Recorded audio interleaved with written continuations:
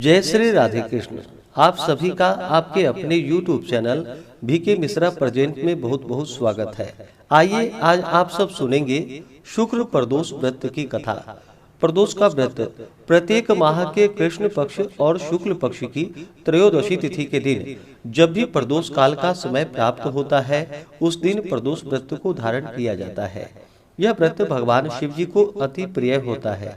जो भी भक्त सच्ची श्रद्धा के साथ नियम और निष्ठा के साथ शुक्र प्रदोष का व्रत धारण करते हैं, इससे व्यक्ति की सभी प्रकार के पापों का नाश होता है, दाम्पत्य जीवन खुशहाल होता है तथा सभी प्रकार के सुख और समृद्धि की प्राप्ति होती है।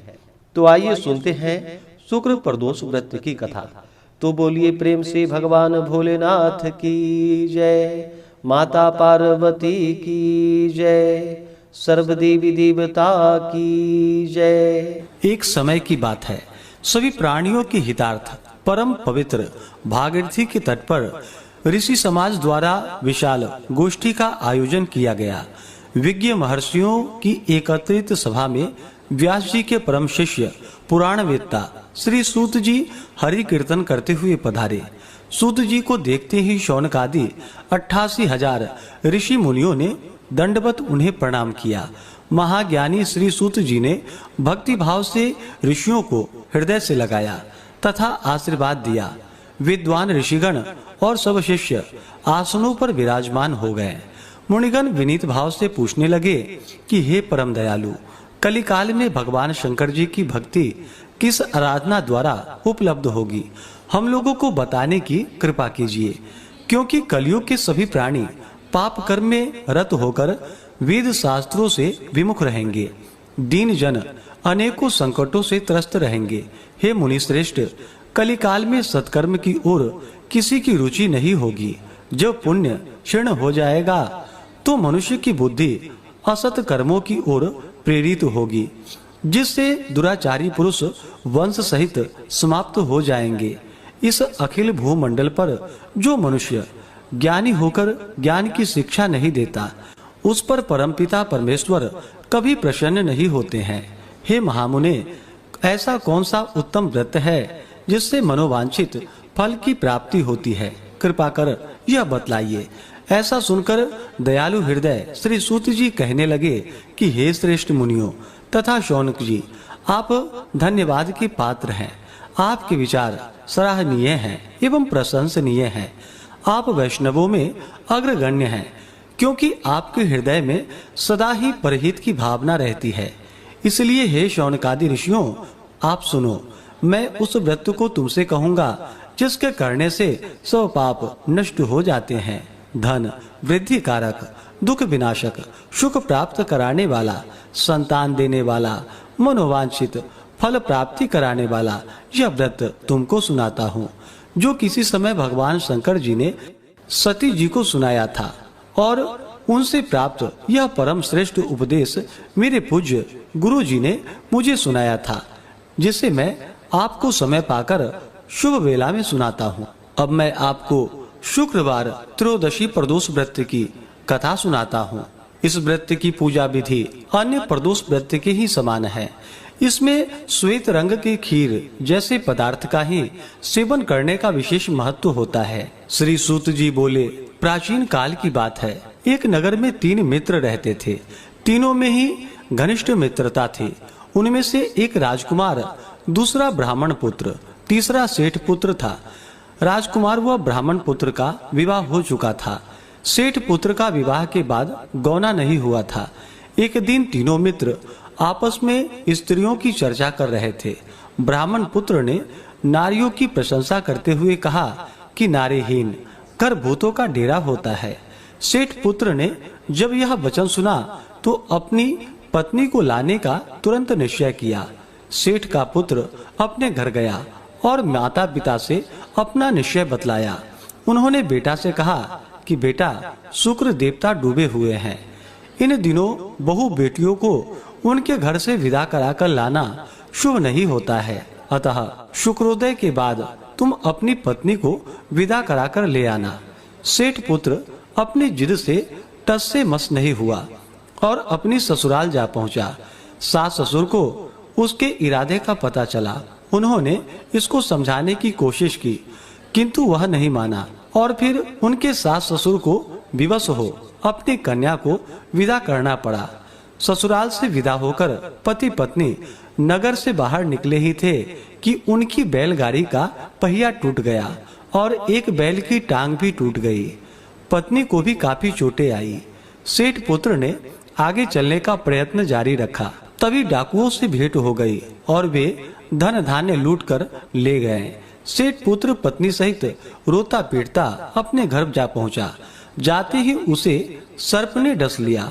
उसके पिता ने वैद्यों को बुलवाया। उन्होंने देखने के बाद घोषणा की कि सेठ पुत्र 3 दिन में मर जाएगा। उसी समय इस घटना का पता जब ब्राह्मण पुत्र को लगा तो उसने सेठ से कहा कि आप अपने लड़के को पत्नी सहित बहू के घर वापस भेज दो। यह सारी बाधाएं इसलिए आई है कि आपका पुत्र शुक्र अस्त में पत्नी को विदा कराकर लाया है। यदि वह वहां पहुंच जाएगा तो यह बच जाएगा। सेठ को ब्राह्मण पुत्र की बात जच गई और अपनी पुत्र वधू को वापस लौटा दिया।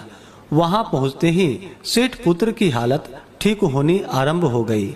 शेष जीवन सुख आनंद पूर्वक व्यतीत किया और अंत में वह पति पत्नी दोनों विमान द्वारा स्वर्गलोक को चले गए। इस प्रकार से जो भी सच्ची श्रद्धा के साथ शुक्रवार प्रदोष का व्रत धारण करते हैं तो उनके जीवन की सभी प्रकार की दुख और कष्ट दूर हो जाते हैं तथा दाम्पत्य जीवन खुशहाल होता है। तो बोलिए प्रेम से भगवान भोलेनाथ की जय, माता पार्वती की जय, सर्व देवी देवता की जय। जो भी भक्तजन प्रदोष का व्रत करते हैं उन्हें प्रदोष का व्रत कम से कम 11 त्रयोदशी या 26 त्रयोदशी का व्रत धारण करना चाहिए और फिर व्रत पूर्ण होने पर व्रत का उद्यापन करना चाहिए। प्रदोष व्रत के दिन जो कि दिन रात्रि उपवास रहते हुए व्रत को धारण करना चाहिए। जो उपवास नहीं रह पाते हैं, जिनका स्वास्थ्य सही ना हो, तो एक समय फलाहार ग्रहण करके व्रत को धारण करना चाहिए और इस दिन भगवान शिव जी का पूरे विधि विधान के साथ पूजन करना चाहिए। भगवान शिव जी का अगर मंदिर में पूजन कर रहे हों तो मंदिर में पूजन सामग्री लेकर के भगवान शिव जी का पूजन करें। नहीं तो घर पे अगर पूजन करते हों तो घर पे भगवान के पूजन के लिए एक चौकी लगा करके चौकी पे भगवान शिव जी के लिए सफेद वस्त्र और माता पार्वती के लिए लाल वस्त्र बिछा करके उनकी फोटो या प्रतिमा को स्थापित करके मंडप को 5 रंगों से सजाना चाहिए और एक आसन लगा करके कुशा का आसन लेकर के पूर्व या उत्तर दिशा की ओर मुख करके बैठना चाहिए। तिलक धारण करनी चाहिए। एक दीप प्रज्वलित करके सबसे पहले भगवान गणेश जी का पूजन करना चाहिए। भगवान गणेश प्रथम पूजनीय हैं। किसी भी प्रकार के शुभ या मांगलिक कार्यों में पहले भगवान गणेश जी का पूजन किया जाता है, तो पहले भगवान गणेश जी का पूजन कर लें, उसके बाद शिव परिवार का पूजन करें, जैसे कि नंदी, श्रृंगी, भृंगी, कृतमुख, कुबेर, कार्तिकेय, सर्प देवता आदि का पूजन करें और फिर भगवान शिव, माता पार्वती का पूरे विधि विधान के साथ पूजन करना चाहिए। कथा श्रवण करनी चाहिए। भगवान शिव जी के अष्टोत्र चालीसा आदि का पाठ या श्रवण करना चाहिए। व्रत के दौरान व्रती को किसी के ऊपर क्रोध नहीं करनी चाहिए। अपने मन में किसी के प्रति ईर्षा या द्वेष का भाव नहीं लाना चाहिए। इस दिन ओम नमः शिवाय या श्री उमा महेश्वराभ्याम नमः इन मंत्रों का जप करना चाहिए। स्त्रियां केवल नमः शिवाय नाम जप करें, इससे पुण्य फलों की प्राप्ति होती है। और जब भगवान शिव, देवादिदेव महादेव प्रसन्न होते हैं तो अपने भक्तों के सभी प्रकार के दुख और कष्टों को दूर कर देते हैं तथा सुख और समृद्धि का आशीर्वाद प्रदान करते हैं। तो बोलिए प्रेम से भगवान भोलेनाथ की जय, माता पार्वती की जय, सर्व देवी देवता की जय। तो आशा करता हूँ कि यह जानकारी आपको अच्छा लगा हो। इसी प्रकार से ज्ञानवर्धक जानकारियाँ प्राप्त करते रहने के लिए, व्रत पूजा के बारे में जानने के लिए, कथा को सुनने के लिए चैनल पे अगर आप पहली बार आए हैं तो चैनल को लाल बटन दबा करके सब्सक्राइब करें, साथ में बेल आइकन घंटी को दबाएं ताकि आने वाली वीडियो का नोटिफिकेशन आपको समय से मिलता रहे।